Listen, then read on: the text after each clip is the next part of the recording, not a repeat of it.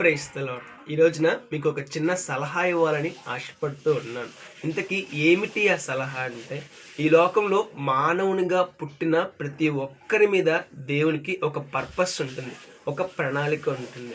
మనం ఎప్పుడైతే దేవుడు మన జీవితంపై కలిగి ఉన్న ఆ పర్పస్‌ని, ఆ ప్రణాళికను గుర్తిస్తామో, ఎప్పుడైతే దేవుడు చెప్పినట్లుగా మనం జీవిస్తామో, మనం ఆశీర్వాదకరంగా మార్చబడతామండి. మన జీవితం ఆశీర్వాదకరంగా మార్చబడుతుంది. ఒకసారి ఆలోచన చేద్దామండి.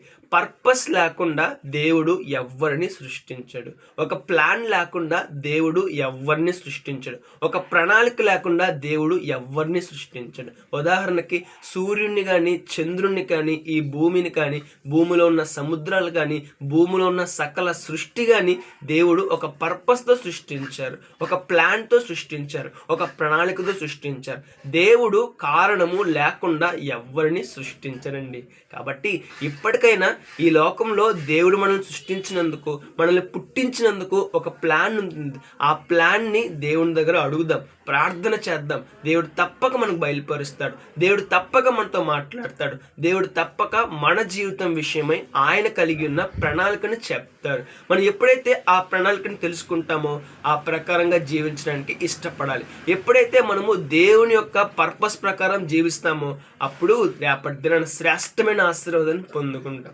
ఒకసారి ఆలోచన చేద్దామండి.